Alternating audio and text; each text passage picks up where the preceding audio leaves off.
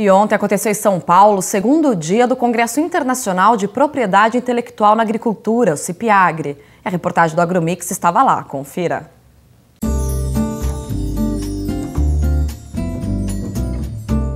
A CIPIAGRE recebeu especialistas de propriedade intelectual e representantes do Ministério da Agricultura e do Agronegócio de diversos países, para discutir temas essenciais para o desenvolvimento sustentável da agricultura mundial.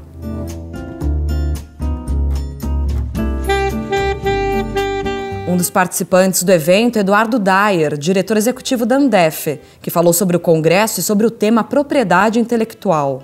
Então, a primeira vez que acontece um congresso, ele é internacional e ele fala de propriedade intelectual na agricultura e na agropecuária, mas sobretudo na agricultura.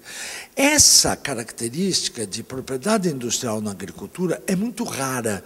Eu diria que também é inusitado. Quando se fala em propriedade intelectual, se pensa em computador, se pensa em telefone celular, se pensa em tecnologia material. Nós escutamos ontem e hoje, muitas palestras que falam em cultivares, novos tipos de semente, processos de transgenia, desenvolvimento de novos produtos, novas moléculas químicas para a defesa da agropecuária. Então, a importância deste evento tem essas três características. É a primeira vez que acontece, é internacional e está no Brasil e defende a agricultura brasileira. A agricultura brasileira é hoje quem paga a conta do país. Luiz Rangel, do Ministério da Agricultura, também esteve presente na CIPIAGRE, comentando também sobre a propriedade intelectual. Fundamental. A gente trabalha no Ministério da Agricultura com uma perspectiva sempre de novas tecnologias para poder disponibilizar para o agricultor. A agricultura brasileira se profissionaliza a cada dia, né? E é muito importante que a gente tenha empresas com uma perspectiva de investimento e, obviamente, retorno desse investimento que ele faz para o agronegócio. São segmentos bastante complexos dentro do Ministério da Agricultura. Eu tenho segmentos de sementes que já têm avanços muito grandes na parte de proteção intelectual, e a área de defensivos e fertilizantes ainda carece um pouco de estudos e identificação de quais são as formas que o Ministério da Agricultura pode colaborar para que exista de fato uma proteção intelectual e isso reverta em benefício para a indústria que investe. Ele também falou sobre a necessidade de equilíbrio entre o agronegócio e a sustentabilidade. Eu acho que a gente está sempre um passo à frente nesse ponto, né? A gente é muito cobrado por ter uma grande floresta tropical, ter vários biomas dentro do Brasil, então o mundo todo tem um olhar muito crítico para o Brasil em termos de desenvolvimento. O nosso desenvolvimento tem que ser sustentável. Essa é a nossa meta, né? Essa nossa missão sempre olhada pelo que o resto do mundo fala, né? Principalmente o velho mundo, a Europa, os outros países, porque nos cobram muito esse tipo de postura.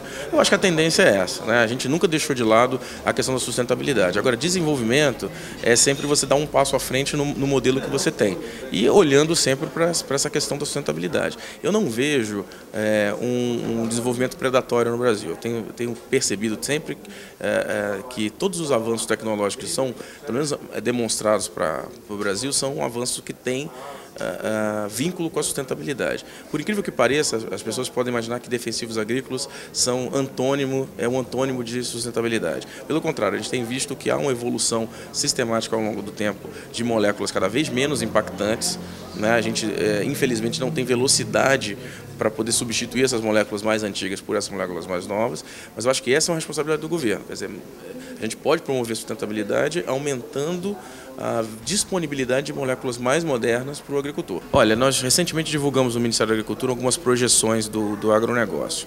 É bem impressionante, a gente pode conseguir aumentar significativamente. Não sei se o Brasil vai ser responsável pelos 70% de aumento que a gente precisa, mas certamente um bom percentual o Brasil vai poder contribuir. E eu acho que mais do que contribuir necessariamente com a produção de alimentos, que é uma das nossas metas, a gente pode contribuir também transferindo tecnologia para países onde você tem menor uso de tecnologia, como os países da África, né? Então essas integrações, como foi falado até pelo representante da FAO, eu acho que é muito importante para a gente poder expandir alguns conhecimentos que o Brasil tem. Nós desenvolvemos tecnologia aqui, às vezes a tecnologia não é a mesma que tem nos Estados Unidos ou tem na Europa, e a gente precisa valorizar essa tecnologia para transmitir. Nas projeções questões do agronegócio, a gente estima que a gente chegue até o final dessa década a quase 200 milhões de toneladas produzidas de grãos, né? Então, só falando de grãos, né? Você imagina de cana-de-açúcar que a gente hoje chega a 600, 700 milhões de toneladas. Então, é muito importante que a gente estabeleça como meta sempre superar essas produções.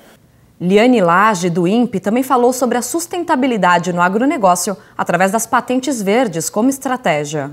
As áreas estratégicas, elas praticamente já estão estabelecidas e, evidentemente, patente verde é uma questão mundial, não é nem uma questão só do Brasil, né? O agronegócio é uma estratégia realmente brasileira. Esse é o negócio do Brasil, é o principal negócio ainda, né? Então, agregar valores a este negócio é a nossa tendência. E isso tem sido feito, a gente pode ver com os exemplos da Embrapa e de outros setores nacionais, que essa agregação de valores está sendo muito grande. E a participação do INPI nesse processo é exatamente através de sua transformação em um órgão ágil para a disseminação da propriedade industrial e a resposta na proteção dessa tecnologia. Os projetos já existem para a definição desses critérios, né? Há alguns entraves às vezes até legais, de como vamos fazer e até nas definições mesmo de quais são exatamente as áreas que se enquadram nas chamadas patentes verdes. Tá? Então, eu não tenho um prazo fixado, estabelecido, mas será o mais rápido que pudermos fazer.